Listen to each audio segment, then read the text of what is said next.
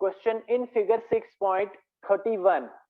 If PQ is parallel to ST, these two lines, this is PQ and this one is ST.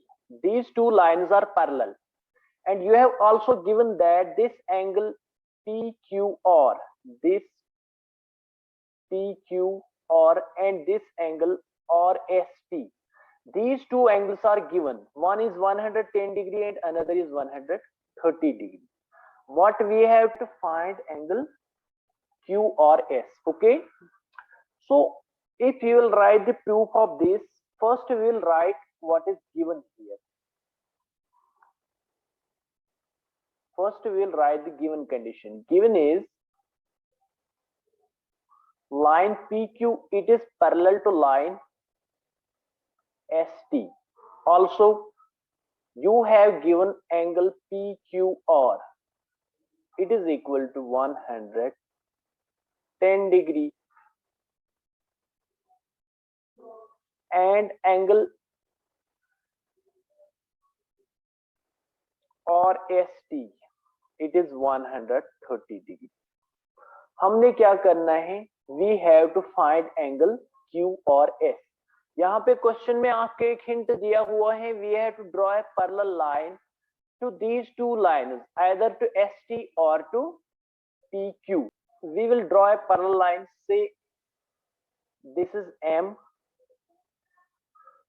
तो here it is N. अब यहाँ पे जो है एक एंगल आपका यहाँ पे बनता है, एक एंगल आपका यहाँ पे बनता है. तो हमने एक्चुअली फाइंड करना है Q और S एंगल. हमने फाइंड करना है ये वाला एंगल. तो ये वाला एंगल जो है, अगर हमें ये वाला एंगल और ये वाला एंगल पता चलता है तो इसके बाद हम इजीली ये वाला एंगल फाइंड कर सकते हैं. तो यहाँ पे हमने थोड़ा सा कंस्ट्रक्शन करना है. जो भी हमने लाइन ड्रॉ किया तो कंस्ट्रक्शन जो है वो हम यहाँ पे लिखेंगे.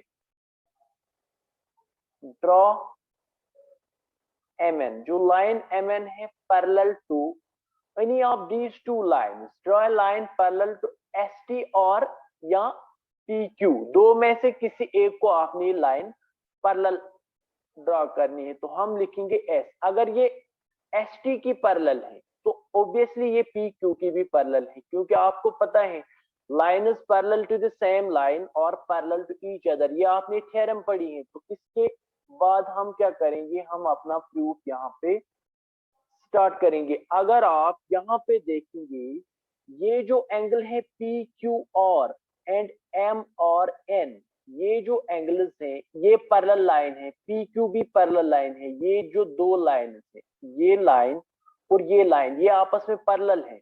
और ये जो QR है, it acts like a transversal. It acts like a transversal. तो ये यहाँ पे इनका कॉमन वर्टेक्स है. तो ये जो है ट्रांसवर्सल के सेम साइड में एंगल बन जाएगा. ये PQR एंड M और N. आपको पता है जो ट्रांसवर्सल के सेम साइड में जो एंगल्स बनते हैं इनका सम कितना होता है, वो होता है 180 डिग्री. तो आप यहाँ पे लिखेंगे सेंस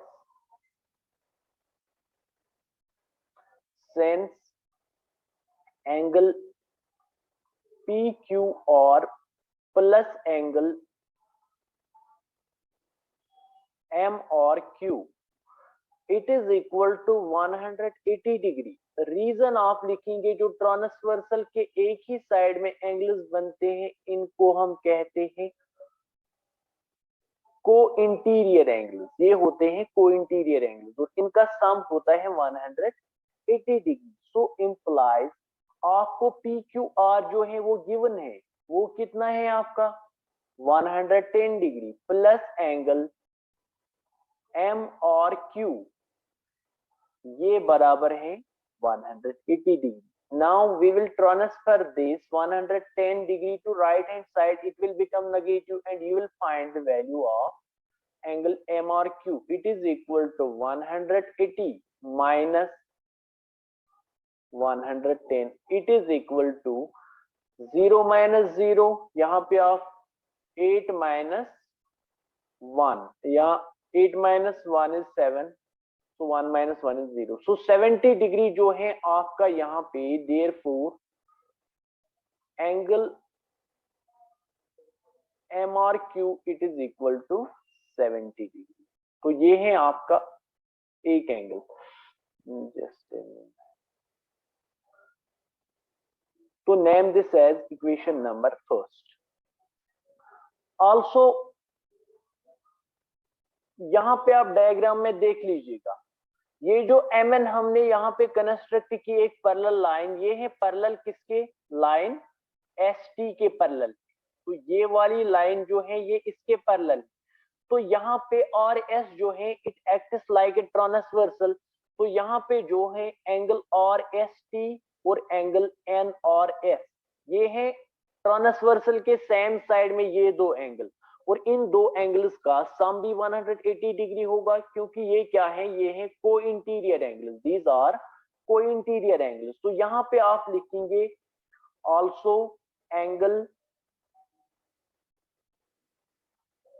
और ST प्लस एंगल N और S इट इज 180 डिग्री। और यहाँ पे भी आप रीजन लिखेंगे, दीज आर को इंटीरियर एंगल।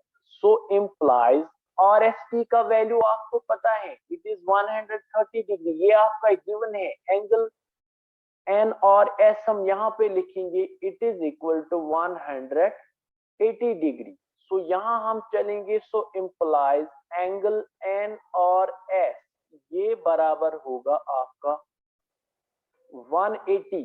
ये जो है यहाँ पे 130 डिग्री, इसको हम ट्रांसफर करेंगे राइट हैंड साइड में, तो ये बन जाएगा -130। सो इम्प्लाइज एंगल N और S जो है आपका वो बन जाएगा 180 - 130 इट इज 50 डिग्री।